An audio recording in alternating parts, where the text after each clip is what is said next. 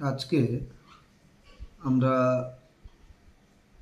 যে বিষয়টা নিয়ে আলোচনা করব সেটি হচ্ছে শক্তি ও আমাদের সম্পদ, তার যথাযথ ব্যবহার, যেটা কিনা একটা স্থিতিশীল উন্নয়নের অংশ। আমাদের যে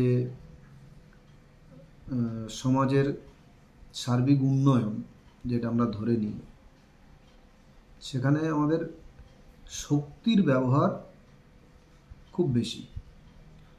যে দেশ যত বেশি শক্তি তৈরি করতে পারবে সে দেশ তত এগিয়ে যাবে।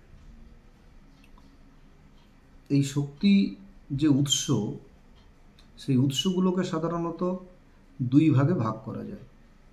একটা প্রচলিত শক্তি, নন রিনিউয়েবল, আর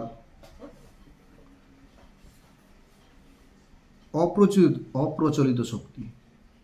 এই অপ্রচলিত শক্তির ব্যবহার কম। প্রচলিত শক্তি বলতে আমরা কি বুঝব? সাধারণত কয়লা, পেট্রোলিয়ামজাত পদার্থ, প্রাকৃতিক গ্যাস, এইগুলো সাধারণত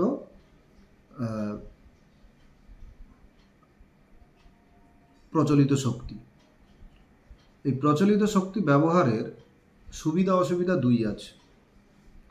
সুবিধা হলো এগুলোকে ব্যবহার করা খুব সুবিধা। যেমন কয়লা, সরাসরি একে যদি আগুন জ্বালানো যায় তাপ উৎপন্ন হবে এবং সেখান থেকে আমরা তাকে ব্যবহার করতে পারবো। পেট্রোল, সরাসরি বিভিন্ন ইঞ্জিন, তার মাধ্যমে এগুলোকে শক্তিতে রূপান্তরিত করা যায়। আর এর অসুবিধা কি?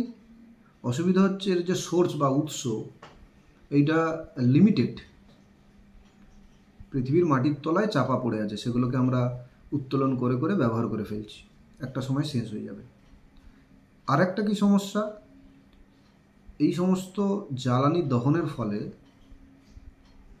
সাধারণত কার্বন ডাইঅক্সাইড, এছাড়া কিছু কিছু ক্ষেত্রে অন্যান্য বিষাক্ত গ্যাস উৎপন্ন হয়, যেটা প্রকৃতির বায়ুমণ্ডলকে দূষিত করে।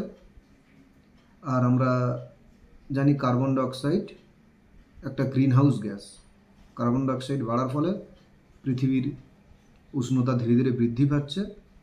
এই গ্রিন হাউস গ্যাসটা নিয়ে আমরা অন্যদিন আলোচনা করব। আর একটা আসছে অচিরাচরিত শক্তি। যদিও এই শক্তির ব্যবহার আস্তে আস্তে বাড়ছে। এর মধ্যে আছে সৌরশক্তি। সূর্যের যে আলো আসছে, সেই আলোকে কাজে লাগিয়ে সরাসরি আমরা সোলার প্লেটে বিদ্যুৎ উৎপাদন করতে পারি।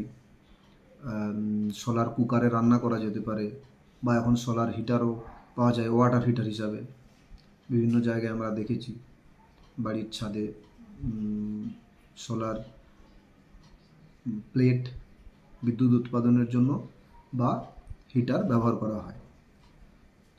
এছাড়া বায়ু শক্তি, বায়ুকে কাজে লাগিয়ে টারবাইন ঘুরিয়ে ফ্যানের মাধ্যমে, ব্লেডের মাধ্যমে শক্তি উৎপাদন করা সম্ভব। এছাড়া আরও কয়েকটা আছে, জোয়ার ভাটা শক্তি, ভূতাপীয় শক্তি, এগুলো কম বেশি, বায়োগ্যাস, মিথেন হাইড্রেট, এগুলো আরও কয়েকটা আছে। এগুলোর ব্যবহারের সুবিধা অসুবিধা দুই আছে। সবচেয়ে বড় সুবিধা, এগুলো পরিবেশের জন্য কম ক্ষতিকারক। যদি আমরা সূর্য শক্তি বলি, সূর্যের আলো আসবে, আমরা তাকে ব্যবহার করব এবং এর শেষ হয়ে যাওয়ার কোনো সুযোগ নেই। জলবিদ্যুৎ শক্তিও আছে এর মধ্যে। উঁচু জায়গা থেকে জলকে ধরে রেখে তারপর দ্রুত গতিতে সেটা যখন টারবাইনের ভেতর দিয়ে যাবে, সেখান থেকে বিদ্যুৎ উৎপাদন করা সম্ভব। সাধারণত এই অচিরাচরিত শক্তির সমস্যা হচ্ছে প্রাথমিকভাবে খরচটা অনেক বেশি। যেমন একটা সোলার প্লেট বসাতে গেলে অনেক টাকা দরকার হয়, একটা জলবিদ্যুৎ কেন্দ্র স্থাপনা করতে অনেক টাকা খরচা করতে হয়। জলবিদ্যুৎ কেন্দ্রের কিছু আবার পরিবেশের ক্ষতিকারক দিক আছে, সেখানে বায়োডাইভার্সিটি বা জীববৈচিত্র্যের কিছু ক্ষতি হতে পারে। তো এই গেল টোটাল চিরাচরিত আর অচিরাচরিত শক্তির বিষয়। এখানে আরেকটা জিনিস আছে, যেগুলোকে দহন করে আমরা তাপশক্তি পাই, তাদের জ্বালানি বলে। সেখানে আরও দুটো শব্দ আছে যেগুলো আমাদের জানতে হবে। একটা হচ্ছে ক্যালোরিফিক ভ্যালু বা তাপন মূল্য। তাপন মূল্য জিনিসটা কি না, কোনো একটা জ্বালানি তার 1 গ্রাম দহনের ফলে, পূর্ণ দহনের ফলে যত তাপ উৎপন্ন হবে সেটাই তার ক্যালোরিফিক ভ্যালু। যদি আমরা কোনো একটা এককে বলি, ইউনিটে, যেমন কেরোসিনের তাপন মূল্য 48 কিলোজুল পার গ্রাম, 48 কিলোজুল পার গ্রাম। মানে 1 গ্রাম কেরোসিন যদি অক্সিজেনের উপস্থিতিতে পূর্ণ দহন হয় তাহলে 48 কিলোজুল তাপ উৎপন্ন হবে। আরেকটা জিনিস আছে যেটাকে প্রজ্বলন তাপমাত্রা বা ইগনিশন টেম্পারেচার বলে। তো আমরা জানি যেমন কাগজ অক্সিজেনে দহন হয়, কিন্তু বায়ুমণ্ডলে অক্সিজেনও আছে, কাগজও প্রচুর আছে, সেগুলো তো জ্বলে যাচ্ছে না বা দহন হচ্ছে না। তো দহন বা কোনো একটা রাসায়নিক বিক্রিয়া শুরু করতে গেলে তার মিনিমাম একটা তাপমাত্রার প্রয়োজন হয়।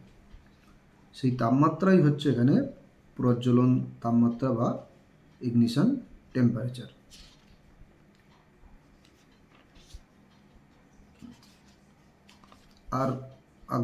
আরেকবার বলে নিই, তাহলে স্থিতিশীল উন্নয়নটা কি না, আমাদের যে সমস্ত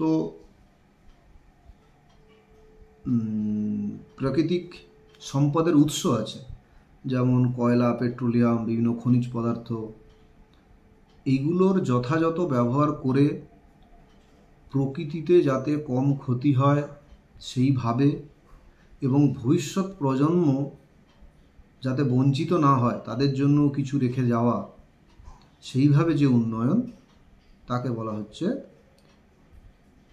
রেশনাল ইউজ অফ এনার্জি, শক্তির যথাযথ ব্যবহার, তার সঙ্গে স্থিতিশীল উন্নয়ন। আজকে এই পর্যন্ত, পরের দিন অন্য কোনো বিষয় নিয়ে আলোচনা হবে।